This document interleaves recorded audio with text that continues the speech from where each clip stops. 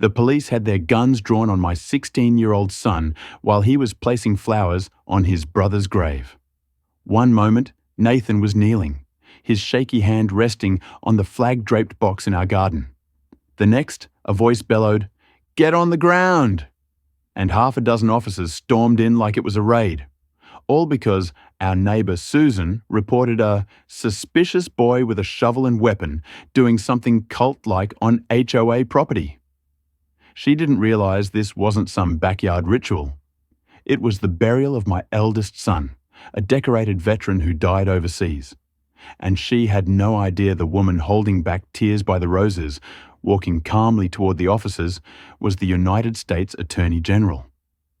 That was when Susan made her final, fatal mistake. It began 2 weeks earlier when I decided to bury my son James at home. We own 5 acres, land my family has held for generations, long before the HOA snatched up the surrounding lots to build their cookie-cutter suburb. Our property was legally a private burial site, an old Southern rule Susan either didn't grasp or ignored. James's last wish was simple: to rest under the oak tree he climbed as a kid, with his little brother laying the first flowers. So we honoured him, quietly, privately, with dignity. To Susan, though, our mourning clashed with her idea of neighbourhood charm. That grey morning, the sky soft and heavy, Nathan wore James's old scout jacket, sleeves too long, heart too full. It was just family, a chaplain, a folded flag, and a low honour song from a speaker. Nathan stepped up with wildflowers and James's dog tags, knelt, whispered something, and kissed the wooden urn. Then Susan's shriek cut through. "What's going on here?" She stood at her pristine lawn's edge, arms crossed, eyebrows sky high. "You can't bury people wherever you want. This is HOA land," I explained, again, that it was our land, federally registered, exempt from HOA rules. She didn't listen. Susan never did. She saw my grieving son and decided he threatened her property value. 15 minutes later, as we stood in silence around James's resting place, flashing lights appeared. Patrol cars swarmed the driveway like we were armed fugitives. My stomach sank when I saw officers reach for their belts and heard the sharp, "On the ground! Hands where I can see them!" Nathan froze, eyes wide with terror, hands hovering. I stepped forward, steady despite every instinct screaming. I'm the nation's top law enforcement officer, but right then, I was just a mom watching her only living child treated like a felon. I pulled out my badge, the one I've carried since my oath. "I'm Elizabeth Carter, United States Attorney General. Stand down." The lead officer blanched, like he'd stepped into a storm in sandals. Susan, filming from her driveway, smirked as if she'd caught a parking violation. When the officers hesitated, she waved, "I'll be pressing charges. That boy threatened me with a stick." The stick was a folded flagpole. What followed was awkward apologies, nervous shifting, and Susan yelling, "This woman's lying. That badge is fake. Anyone can buy one online." An officer whispered to his partner, likely verifying my identity. In 30 seconds, the scene flipped. The officers backed off. Nathan sat up trembling, and Susan, sensing the shift, chirped, "I was just keeping the neighbourhood safe. There are rules." "Yes, there are," I said, "and as the chief enforcer of federal law, I'll use everyone." That afternoon, after settling Nathan inside, I walked our property line with a camera. Susan had installed 2 surveillance cameras aimed at our yard, a clear privacy violation. I documented them, plus her hostile sign, HOA regulated zone, trespassers fined. She'd already sent a cease and desist letter claiming our burial breached community tranquility standards. What she didn't know was her HOA was a cesspool of shady finances I'd ignored until now. Grief is a heavy load, but injustice sparks a flame, and Susan had just struck the match. The next day, I made a discreet call. Not a public favour, just a quiet request for a DOJ investigator to peek into the HOA's books and charter. I expected petty abuses and fines. I didn't expect wire fraud, elder abuse, and a catalogue of violations. The HOA wasn't just mismanaged, it was Susan's private fiefdom, and she'd just crossed the US government. The morning after the burial fiasco, the neighbourhood hushed, as if it sensed a reckoning. Susan's lawn ornaments, usually regimented, were askew. A flamingo lay toppled, like it had fainted from the drama. Sipping coffee on my porch, I watched neighbours hurry by, avoiding eye contact. Word had spread, not just about Susan's 911 call, but who I was. A few waved weakly, others hid behind bushes. I didn't blame them. They'd lived under Susan's thumb, and now that thumb might snap. Susan doubled down, posting on the HOA forum that I'd faked my position to bully hard-working board members, and that Nathan had terrorized the block with military theatrics. Blurry photos of him with the flag bore captions like, "Suspicious youth in camo, armed and dangerous." Someone commented, "Isn't that the Attorney General's son?" She replied, "Not confirmed. Could be crisis actors." That's when I called David, a meticulous DOJ investigator who looked like a math teacher but could unravel empires with a spreadsheet. "Pineview Estates HOA," I said. "Start with finances, then dig. No rush." He nodded and vanished into his files.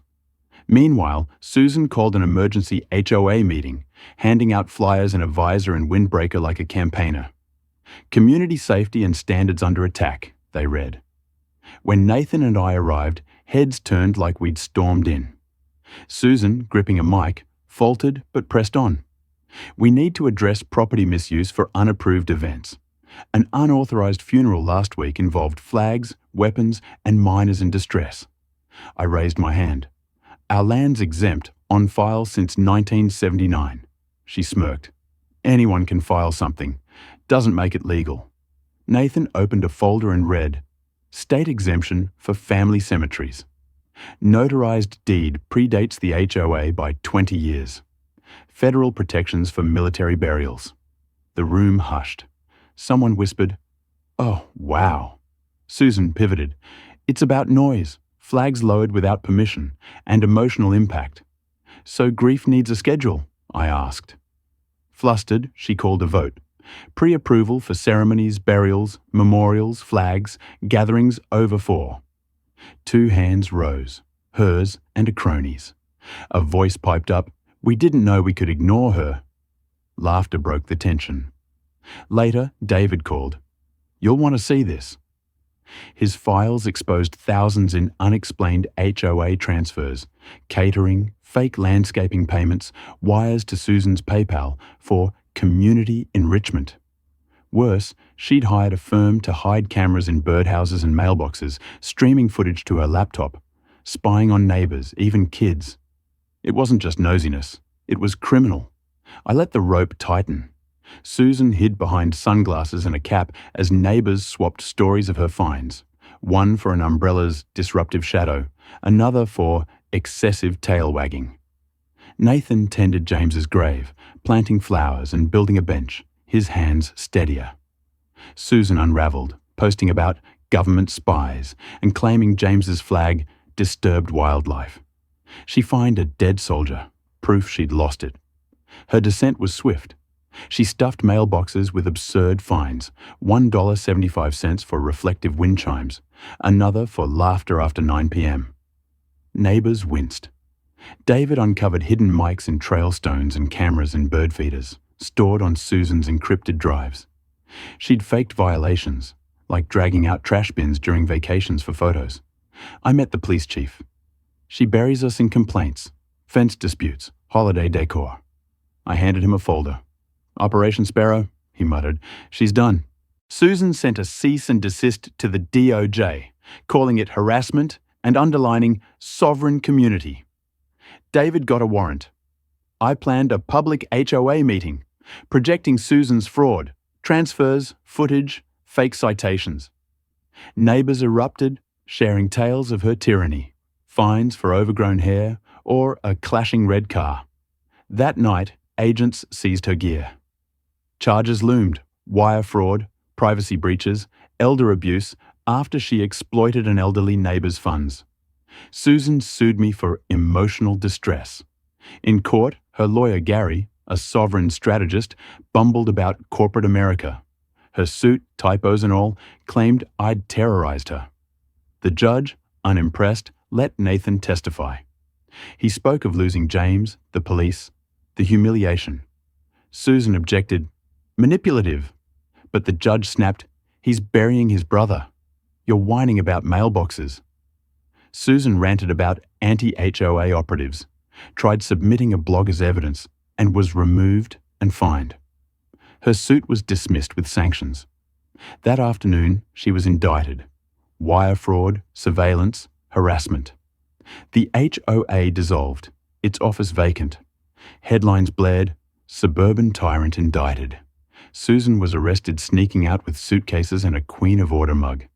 Nathan and I sat by James's tree, the wind whispering peace. She thought she owned us, he said. I nodded. We never belonged to her. Months later, we turned the HOA office into James's haven, a memorial garden. At its dedication, neighbours shredded old notices. Kids chalked, "Freedom lives here." Susan, sentenced to 6 years, sent a note. Maybe I mistook control for safety. I filed it under closure. The neighbourhood healed. Yellow houses, barking dogs, barbecues. Nathan spoke at veterans groups, a quiet light. At sunset by James's tree, I knew we'd won. Not just justice, but our peace, our dignity, in a world that saw Susan for the threat she was. Love and truth tore her empire down.